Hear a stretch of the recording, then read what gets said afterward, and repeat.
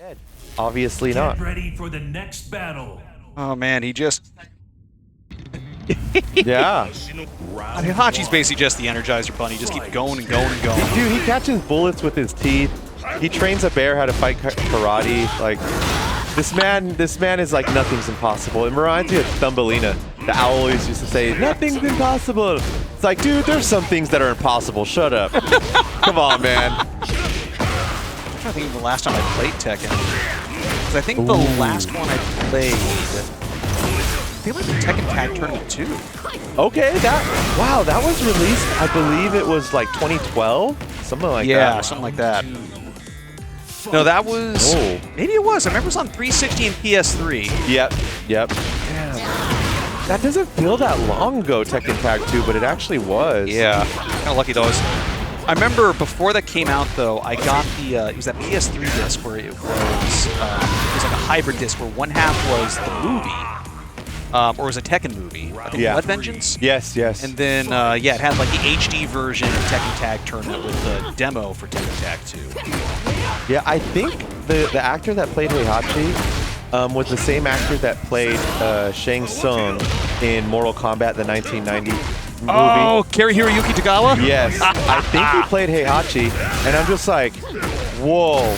All he needs to be is a Street Fighter character, and he would knock out the trifecta, the triangle of fighting games. Tekken, Mortal Kombat, Street Fighter. Like, he just needs to be, you know, who would he be in Street Fighter? Bison? I mean, that's not maybe Akuma, but... Oh, I think he actually would be a pretty good Bison, I think. Bison, maybe, yeah. He's got that, like, that smugness. Yes. That he just plays so well. Gouken, Katsu. I was thinking that too. Gouken would be good. Oh, did you ever see what was the web series? The live action one? Mortal Kombat Legacy? Oh, I mean the Street Fighter. Street Fighter. Oh, that was a great one. It had Ken and Ryu in it, right? Yes, that was better than the movie. Yeah. Oh, yeah. That said, I love the first movie for how, you know, how cheesy it is, but it's like, it's one of those things where it's a fun time at, you know, it doesn't try to be anything special. And also, Raul Julia, despite the fact that he was going through cancer that time, gave his heart and soul for that performance. What a G. Yeah. Oh, man. Yeah, for his kids, because they love Street Fighter so much. Yeah, he did a Addams Family, and Street Fighter. Something else I saw recently, but I can't remember what it was. But on the topic of Mortal Kombat Legacy, I actually know one of the actors from it. Specifically the second season, Eric Jacobus. He played Stryker. Okay. So he's the one that got his ass kicked by Liu Kang in the end of the second season there. Really cool guy. Like, he's been a professional stunt guy who's been in like major Hollywood stuff. I know one of the other big things he did on, you know, online was Street Fighter moves in real life. Okay. Where he would recreate the fighting moves from like the different characters. You know, so it's really cool seeing him do like the actual combos. Like, that's been a big thing lately, where it's like Tekken moves, Street Fighter moves. There's martial artists that actually do the exact move that the characters did in real life, and it's like, damn, these guys need to be mocap. Yeah, well, he actually is a mocap artist, too. He's actually, on the topic of Mortal Kombat, I think he actually was the mocap for Shang Tsung in Mortal Kombat 11. Okay, and he's also the mocap stunt actor for Kratos in God of War.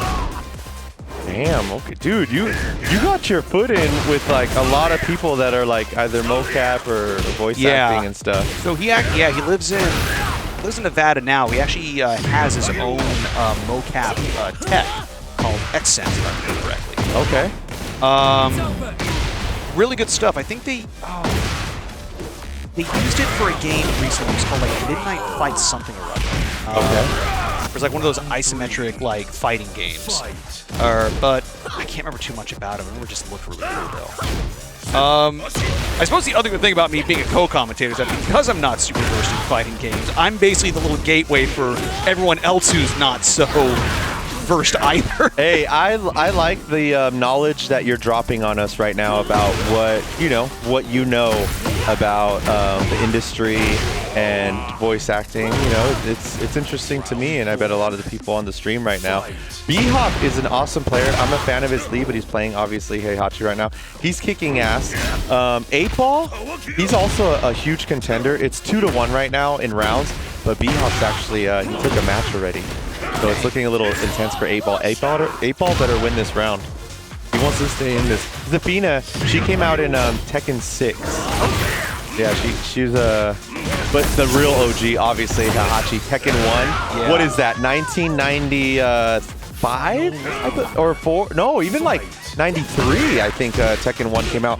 The first place I ever seen Tekken 1 was, and I played it as a kid, I was about like 6 or 7. It was a Shakey's Pizza. I don't know if you ever remember Shakey's Pizza. There's actually one near here, I think. Oh, really? Yeah, there is one near here, actually. It's like just a little north of here. Okay. I know there's one in almost around Sacramento. I know there's one. Okay. There's BHOP kicking some ass with his Street Fighter beanie.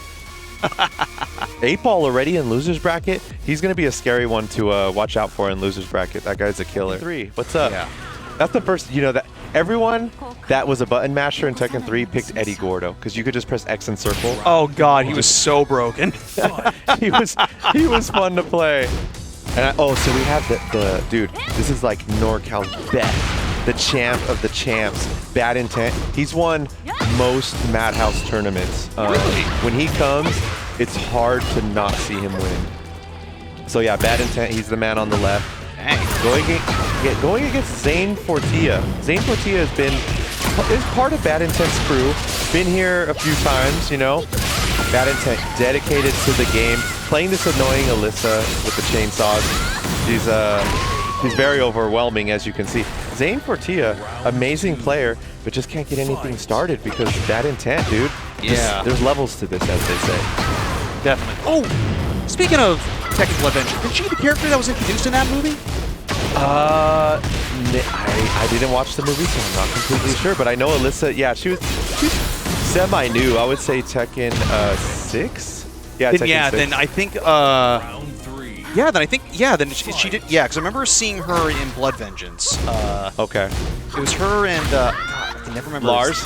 No, the No. other, I remember, Din there we and go, Zhao Yu? yeah. 'Cause Okay. I also remembered, the other person she teamed up with, it was the girl with the,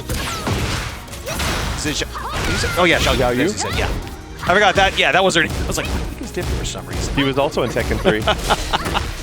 Yeah, I remember for Tekken 3, I think my favorite was Forest Law.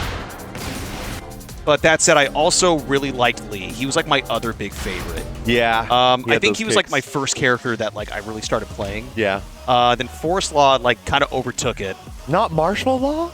Well, like I said, I played Tekken 3 first. So For the next battle. They're the same damn character. I still remember though when I played Tekken Tag Tournament, and the first time I played it, I accidentally stumbled on Tiger. By I can't remember what I pressed when I was trying to select Eddie Gordo, but then I got it. I was like, "What the hell?" It's one of those. Who knows about this? Yeah, it's a cool moment that you think you discovered it. Like you discovered it by yourself, and you didn't. You know, it was before internet, and Yeah. so you're really like, wait, what other secrets are in this game? You know? Yeah. Oh man, 'cause I remember who some. I remember there was like Iron King was the other one. If you did that. Armor King. Armor King. Armor there we King, go. Yes. Yep. He's a classic. Dude, BadIntent kicking some ass right now. Zanefortia is putting up a fight with the Jun Kazama. This is Jun Kazama's mother. Yeah, because I remember she was in 2. She was dead by 3, right? Yes, you're right. I still can't believe she had the hots for Kazuya. There's something about the bad boy. Yeah. There's something about the bad boy that look, she looks like the nicest, sweetest girl, and she's there, you know, messing around with a demon, having a demon baby. Like what? Round 2. Man, Come on. Fight. I'm still getting flashbacks to old little OVA back from the 90s. Like I know there's recently a Netflix anime, Yes. which is actually pretty solid. Like it was Yep. a really good retelling of 3. But I remember back in the 90s, there was also that like that short 45-minute OVA or something like that. Yeah. That, I always loved watching those. Like, you know, when you end of credits or just like in the game, there's like the gallery mode, and then you're like starting to love a fighting game. or any game, you really want to get into the lore of like, well, you know, who is this character? I want to know more about him or her. Sometimes I like making up stories about the characters, to be honest. I like my own thing, you know? I just find it weird that Kuma followed Zhao Yu so much and just trying to present. All I remember was his ending video, it's either his or Zhao Yu's, where he like sneaks up and you think he's going to attack, and I was like, nope, bouquet of flowers. Yes. It's like, that's awesome. You remember that. I also remember... In Tekken, they made a lot of the guys simps for women. Like, you know, they save the world, they do all this, yeah, and then they present like a bouquet of flowers, and the woman's just like, yeah, like, whatever. And they're just like, no, I'm gonna cry. Like, dude, you just saved the world. Go out, have some fun. I bet a lot of women would want you. You don't need her. I mean, especially now after Baldur's Gate 3, I think the bear thing's a little more acceptable. Oh, yes, yes, Whoa. I know what you're talking about. They like to push some buttons there. They really did. Oy, oy, oy. But I think on the topic of like characters you weren't sure they're from, Dawn was the other one who I thought was an original to. I didn't realize they're like a licensed character. Oh, okay. Yeah, I didn't know that either, actually, to be honest. That's actually why, despite everyone begging for Tekken 3, you know, be on the backwards compatibility, yeah, they can't do it because of the licensing issue of that character. Licensing sucks so much. This is crazy right now. Yeah. Zanefortia actually has a chance to beat BadIntent and go up a match. They can really do it right now, but they're in the corner. They're a little in trouble. They're overwhelmed. They blocked really nice right there. That's their moment to shine. Oh, they're on the offense. BadIntent's blocking is just so amazing, though. The defense. Oh. BadIntent's defense to stop it. But yeah, like we were saying about the licensing stuff. Sometimes, like our dream, right, back in the 90s was we would have loved to see a Street Fighter versus Mortal Kombat. Some of the strings that you need to do for that thing was just so insane. And that's one of the reasons why I don't think I was ever good at fighting games, was like I didn't have the timing and memory for, you know, all those like combos, because not only were they long, there were so many of them. Like you said. Tekken actually taught me memory game. I used to love seeing the 10-hit combos on the move list and just memorize it. And it took me so long. Yeah.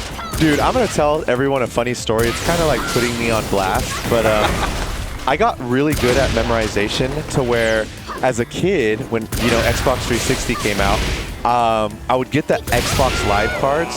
And you know how in the store, I would like try to scratch off, you know, to get the number right, the pin code, and I would memorize the 24-digit pin code. Oh, jeez. And then I went home and I tried to put it in, but then realized you still have to pay for the damn card, and then it's activated, you know. But I thought this is gonna be great. When I was first doing it, I was memorizing the pin code and I memorized it, and I went home and I'm like, oh my God, I'm getting Xbox Live for life, you know, like, but didn't work out that way, and it's okay. Taught me a valuable lesson.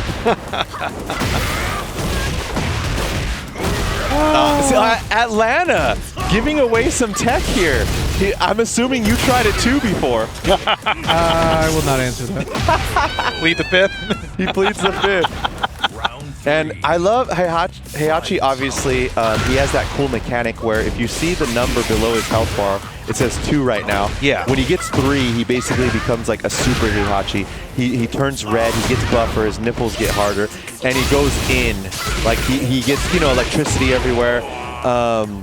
You should activate Heat Engage every round, because that's how you get the install. Right now, BadIntent is on the verge of winning, so what BHOP should do is activate Heat, and that's what he did. And then now he should activate Super Heihachi, but he's actually waiting to do it. Will he activate it? It's looking like he That was a really good juggle, though. Like, boy, half the health bar there. That was a really good juggle combo. Damn. BadIntent, he could get so much health back right now. He has a lot of gray bar. And it's activated. BHOP has activated Super Heihachi. He's going to go apeshit with them right now. But I bet BadIntent is so good, he's even used to fighting Super Heihachis. Oh, no. And look, he's still looking good. He's not even giving BHOP a chance. Wait. This is BHOP's moment to shine. He got the upper. Oh, he got it. Holy crap. He's still alive. The comeback is real. And here we are. That is a recovery. It was amazing and good stuff to BHOP. Last round right now. BHOP. This is winners finals. Usually in the finals, winners finals, losers finals, and grand finals, we always do first to 3. So they got a long way to go. BadIntent has 1 match. BHOP really wants to tie it up. You don't want to go down 2-0. It's just way harder of a climb. But that's what's about to happen. What a statement from BadIntent. A perfect 7 letters, 7 golden letters, as they say. Jeez. And wow, okay, they go right back into it. BHOP felt a lot better. Wait a minute, they're going for a stage select. They know for the Tekken World Tournament Finals, it is demanded that you have to always stage select every match. Like you have to go back to the stage. Like sometimes players, they're so in the zone that they forget about it, and it's like whoa, hold on, you gotta get into it. You gotta go to the stage select. So, and I love this stage too. Manhattan, New York, it's so beautiful. It brings back memories of when I first went to New York in 2011. When you step out of that train station for the first time and I looked up at the skyscrapers, I knew then and there I was like, whoa, I understand why they're called skyscrapers, and this is just amazing. I was looking up almost the whole time just walking the streets. I was like, this is so cool to see. I would love to actually go to New York, just because, I mean, it just seems like such a lively place, you know. Also, you know, being a theater kid growing up, you know, it's, you know, you just want to see at least one Broadway theater somewhere. Yeah. Have you ever been to Vegas? Yes, I have. Actually, my my aunt, God rest her soul, actually used to work there. She was, I think she worked at the Peppermint, correctly. Or she lived in Vegas. I remember that much. So yeah, she worked at one of the casinos there. But I mean, God, Vegas, oh, that place was so overstimulated. Oh yeah, you're telling me, man. Yeah, it can be super fun. I've been there. I go every year for the, obviously, fighting games and stuff, so I've seen it a lot. First time I went there was actually 6th grade. I shouldn't be there as a kid, but I went for 4th of July. We were in the Luxor, right, the pyramid. Got to see fireworks all over Vegas. Beautiful time. It was a great time. But being, you know, a kid, you're in 6th grade, you're not over 18 yet. You can't really enjoy Vegas to the full extent. And just like that, BadIntent takes it very quickly. Very scary. Look, this man is all about business. You could tell a man with spikes around his neck is a man about business. I like it. Right now. So Julio, the man that just walked in, he's the biggest dominating force in Street Fighter for Northern California. He's won the most tournaments. Wow. Insane player, amazing player. He took a break. He was playing Street Fighter for 2 years, and he's like, you know what? I need a break. It's a lot to handle. So he's been on a bit of a break. We hope to see him back eventually because he's the most dominating NorCal player in Street Fighter 6. But we all need our breaks from stuff, right? Yeah. It happens. Oh man, yeah, I know that's one of those things where like you always kind of worry about is like burnout on the things you enjoy. That's the sad part, is like sometimes you enjoy something so much where it maybe becomes work because you start getting paid for it, and then burnout happens where it's like, now I'm just doing this and I got really good at it, but I want to do other stuff, you know, and it does. Some people, you hear about people that go into retirement and stuff and they're just depressed or something from it, you know. So yeah, watch out. Take some breaks, you know. Don't burn yourself out too much. Watch out for it. for sure. I'm kind of lucky that I haven't really dealt with like burnout on things I enjoy yet, which I'm pretty fortunate about that. 'Cause like, you know, being the more artistic type, like if I got sick of that stuff, I would. Yeah, espresso is espresso right Yeah, there. because then what do you really do for a hobby after that? You're kind of like, damn, I got so good at this and studied so much of it. Now I'm kind of just going back to square one, and where do I go from here, you know? Am I going to pick up piano, but then burn myself out from that, and then there's another, like, waste of time or something? Like, it is what it is. It happens. You just got to watch out.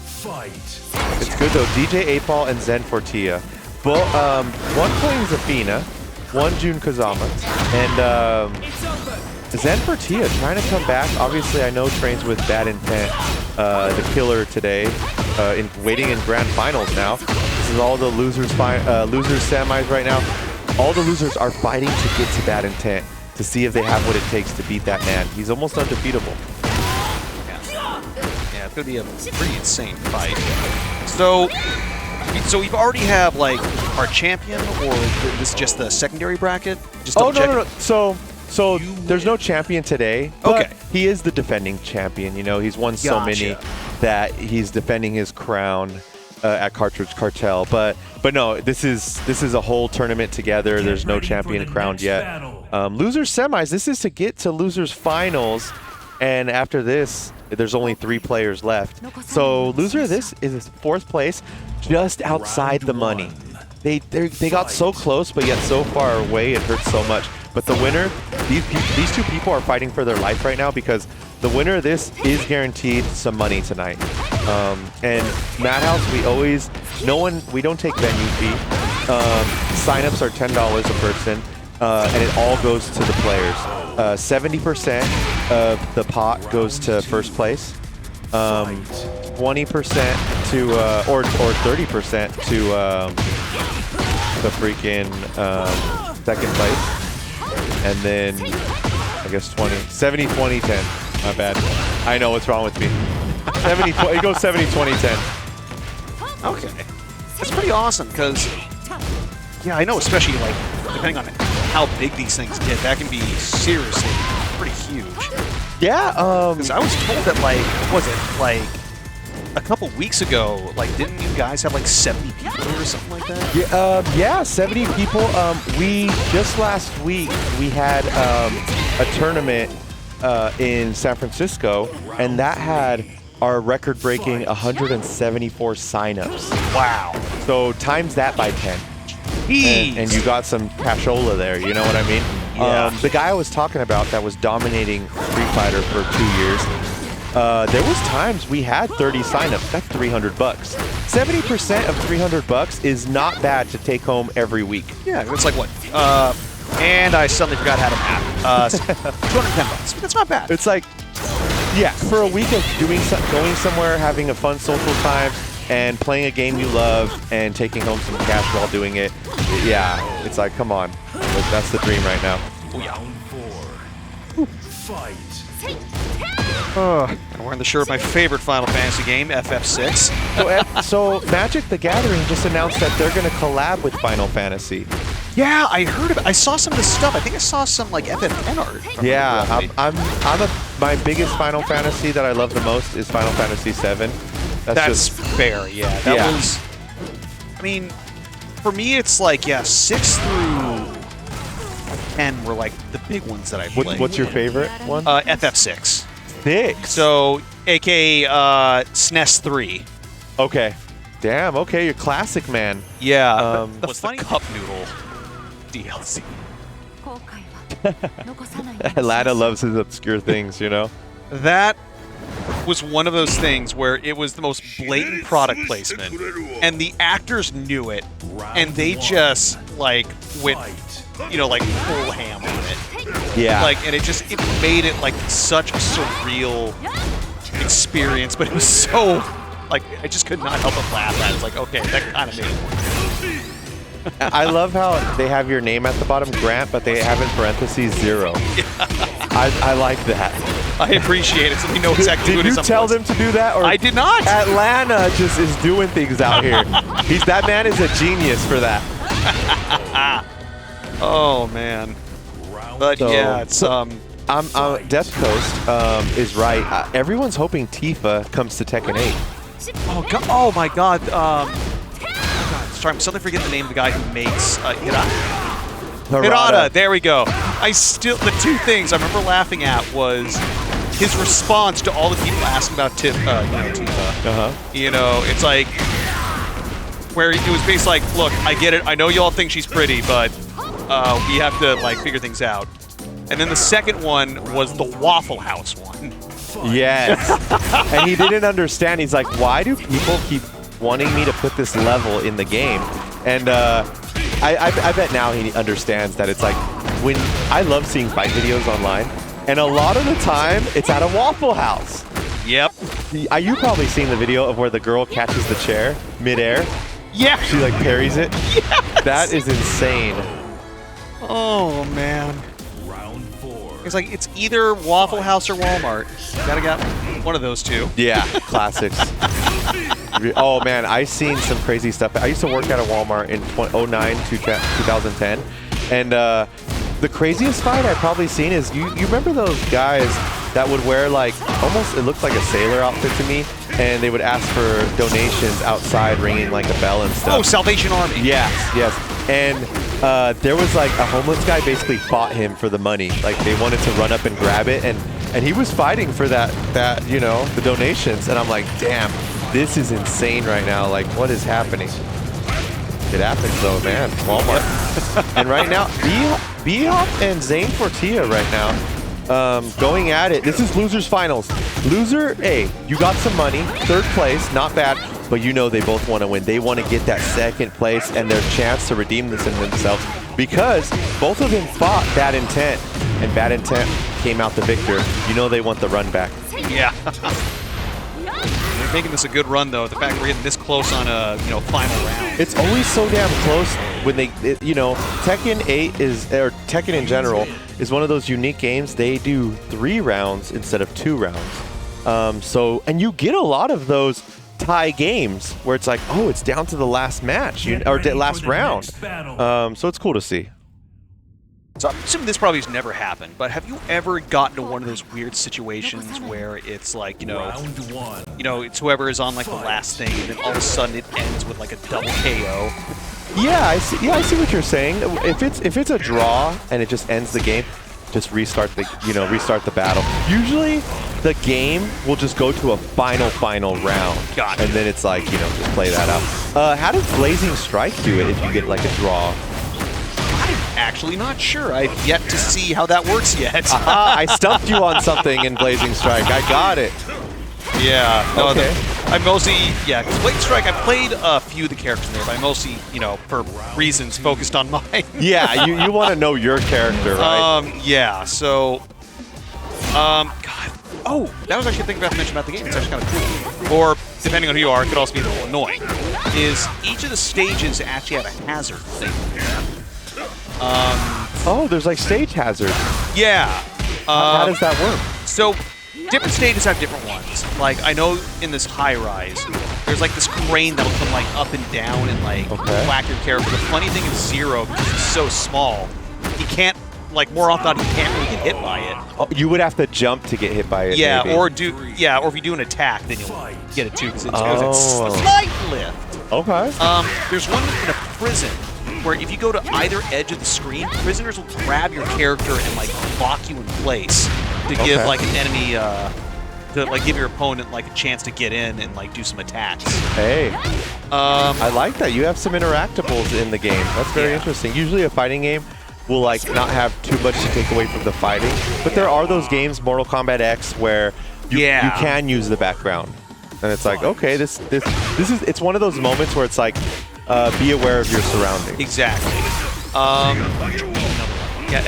Mortal Kombat 10, I think that was also the last Mortal Kombat game I played, actually. That was my favorite fighting game, Mortal Kombat X. That was great. I remember because I was one of those kids growing up where my neighbor had Mortal Kombat 2, but I couldn't play it, Why couldn't you? Because I was just a wee lad. Yeah, of course, of course. And so, here's the thing I didn't know, though, was they had the SNES version, which was, for all intents and purposes, the sanitized one. Yeah, Mortal Kombat 1, the fatalities were like watered down in Super Nintendo, and I love the power of the players.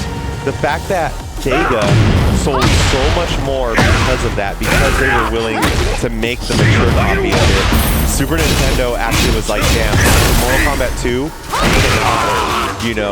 watered it down, so they just kept everything, and it sold better. I do remember, though, that in order to unlock the door, I think you had to enter a code in or something, right? Yes. Well, okay, you know what's up. You know your shit. Get I remember for the next battle. I had another buddy who had it like on the Genesis. No, that might have been SNES. I just remember playing there, just hearing about it afterwards. It's like, man, that could be the perfect excuse for me to play that as a kid. I have a Super Nintendo. It's limited. It's not bloody. It's sweat. Yeah, nowadays it's like, how good our hardware is at home.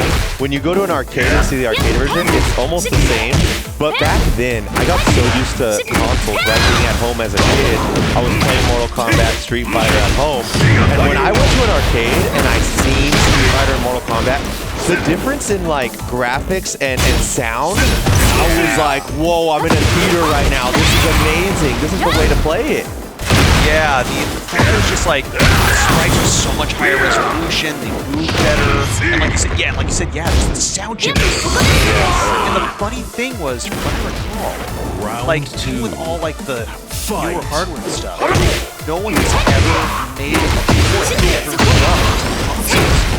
like in some way, shape, or form, there's always something wrong. Either just didn't play right, glitches, or and so it's interesting because like I remember I had the PS3 of Round 3. Yeah. But I did not realize to other standards, how inferior it was. A lot of people hated on it, but to be honest, that was the last time we got a new collection of Mortal Kombat, which is such an injustice because we deserve, with every new console release, we deserve like, hey, we're talking about MK1, 2, and 3 right now. We would all love to always have a port to play the old school MKs on, right? I still have my PS3 version of Mortal Kombat Arcade Collection. I love it and everything, but that's crazy to think. PS3 came out, what, 2006? And I think so, right? And the fact that that's the last time we get a Mortal Kombat collection, it's pretty messed up, Yeah. It's all Grant doing it. Round 1. Yeah. Just gonna go a little bit, so not too crazy, because I don't want to blow anyone's ears out with my loud The voice. stream will let you know. They don't have a heart, and they will let you know how they feel. So hey, we are in grand finals. Zanefortia versus BadIntent. This goes to show the saying that I love: iron sharpens iron. These two train each other and just get really good to where they dominate everyone else in the tournament bracket. Yeah. I mean, that is always kind of a good thing. It's like, just like even like with that kind of like run up bracket, giving you a chance to kind of come back. It's like you said, it's a great way to like practice and just not even practice, just like it's just great to kind of like get you back in that set. So like if you are going up against someone like, as you mentioned, BadIntent, as I see, clearly kick ass. Yeah. Like that is a good way to just kind of get you up to snuff, as well as even kind of like going up against you, see, okay, what are their strategies, stuff like this. Oh yeah, and right now, BadIntent's secondary character is Victor. Obviously, doesn't live up to the expertise of Alyssa. BadIntent's dominating force with Alyssa. Looking a little more human right now with Victor, that character. And Zanefortia is showing how dominant they can be against BadIntent's Victor, where I believe BadIntent's going to be forced to switch to Alyssa to match up to Zanefortia. Zanefortia is so overwhelming right now. The offense is insane. Oh, and I like what I see. Look, BadIntent is overwhelmed. Wait, he comes back with something. They both have a rage art. Anyone can get one combo and into death. Who's it gonna be? Oh, okay, BadIntent. The defense is there. The defense to Zanefortia's overwhelming offense is there. Oh, that was beautiful armor right now. The offense is on. Here we are. Look, and he's in one of the new characters, Victor. He has a sword and a gun. What a cheapskate. it's like pick one or the other. What are you doing with a gun and a sword? What are you doing here? Just learn to be John Wick. Yeah, you're right, actually. Yeah. Good movies. Like, there's not a bad way against them. Yeah, I love that Donnie Yen was in one of them, man. Donnie Yen. I became a fan of Donnie Yen. Obviously, you had the Ip Man series and everything. But even before that, he had a movie, I believe it was called Flashpoint. I know that was the one that got him, like, really, like, that impressed a lot of people in West Indies. But the first movie I ever saw him in was actually Iron Monkey. Iron Monkey, okay. Yeah, I think he was Wong Ki-ying, if I remember correctly. Wow. So, yeah. You know your stuff, but... well, it's funny because, like, my stepmother, she's actually and so, it was but even before then, so she'd show me, like, some of the other martial arts flicks I wasn't aware of. But, I mean, to be fair, that one did get a little wider release than Tarantino. Yeah. Screw you, Weinstein, though, for cutting that movie up. Although we all know he's much It's like, oh, you're about him cutting up that movie. I see. But regardless of my intense hatred of that man, I actually was able to finally see the uncut version of that a couple years ago. Okay. And they cut out like 16 minutes worth of stuff. Jeez. They also adjusted, they also like sped up a lot of the fights. Yeah. But I digress. So one thing my stepmom and I would do is we would like show some like the older martial arts films. Yeah. Like one of the ones was like, you know, Jackie Chan obviously has a lot of films. Oh. But there's some like I did not know about, like Snake and Eagle Shadow for like the longest time was like my favorite movie. Okay. That was I think that was the one that like got him on the map. Because just the martial arts is great. It had the typical use of like humor, action put together. Yeah. What else? But it was awesome though, because like my stepmom and I like we always bond with like the older classic flicks. You know. Also, the other one we bond over was Robotech. Okay. Because she was a huge fan of that growing up. Yeah. I remember I had a couple VHS tapes, but then she got like the entire series on DVD, and I was like blow right through it, like talking about the history and the story of it. Yeah. Also, that Hey, I go for actually met the voice actor that made Guy from that series. Hey. Tony Oliver, because I went to one of his voice acting workshops. Okay. He is, you know, one of those legends in the voice acting business. Like, he voice directs so many anime.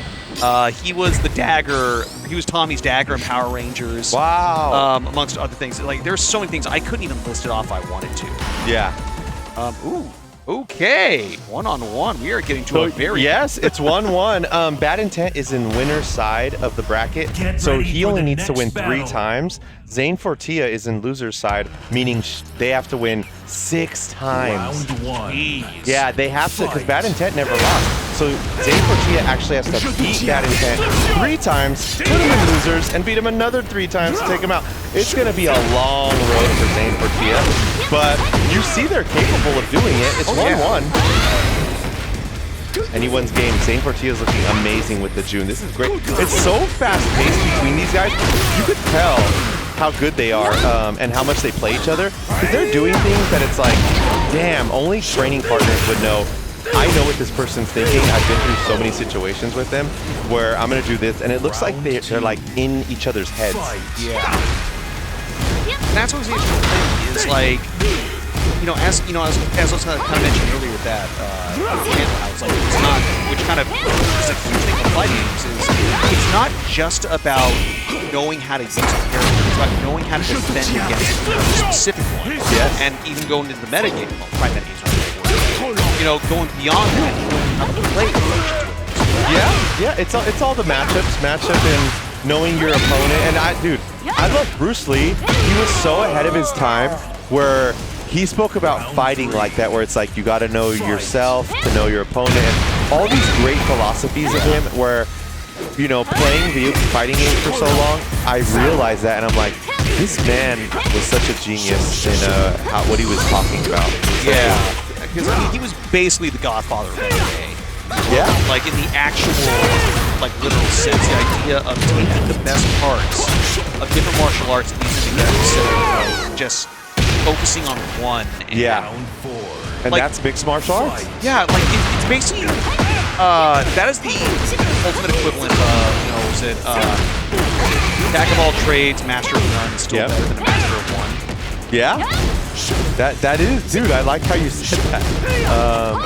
It's a cool thing where, because I thought about that as a kid too. Sometimes my mom was like, I want to put you in karate, but I'm like, I would hate to like waste my time for like 10 years being karate and then find out that it's the inferior martial art, right? You're like, I want to know it all. Yeah.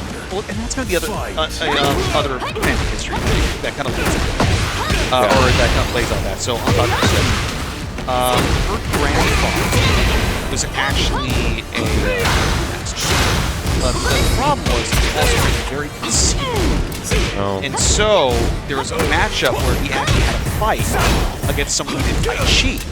Okay. And unfortunately, you know, as we all know, as we've all seen, it's very slow, very methodical. Yeah. But it's basically a thing where when actually put with speed, it is actually very effective. Oh, yeah? And one of those things where like so many people don't realize, like, just because they see that, they don't understand like what it can actually do. In that case of, you know, don't get ahead of yourself, because, you know, it shows someone who, like, a freaking grandmaster of, you know, kung fu, Yeah. you know, ended up losing to someone that they thought was just doing, like, you know, just slow movements and all that stuff. Yes, I know for the someone. next battle. I still talk to this day.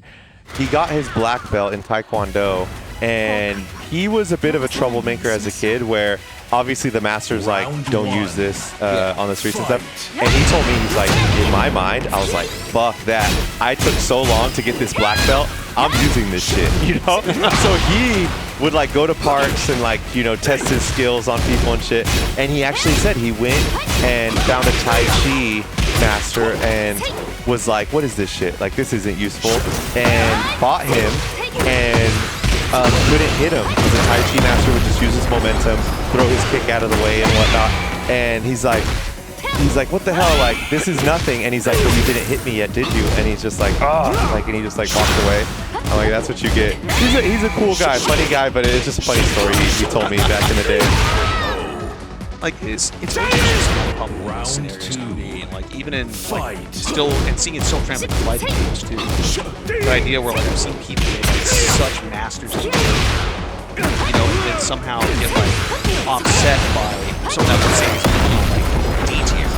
Like, Yes. just because they know how to use them so well that someone they wouldn't give the time of day is just able to kind of use that to their advantage. Oh yeah, that's what you gotta watch out for in tournament. You can be used to fighting the top tier characters that are annoying that mostly everyone's using. You're gonna be used to fighting those characters. The real characters you gotta watch out for in tournament is the ones you never really play against because they're low tier. But there's that one guy that is just playing that character. He doesn't care what anyone else says about the character, that it's a bad character, but he's playing that character and he mastered the character. And guess what? He fought so many times the character that you're playing, because you're playing a character that's really good or considered good. So he knows that matchup, but the fact that you're unfamiliar with his character gives him a slight advantage, even though your character on paper is considered better.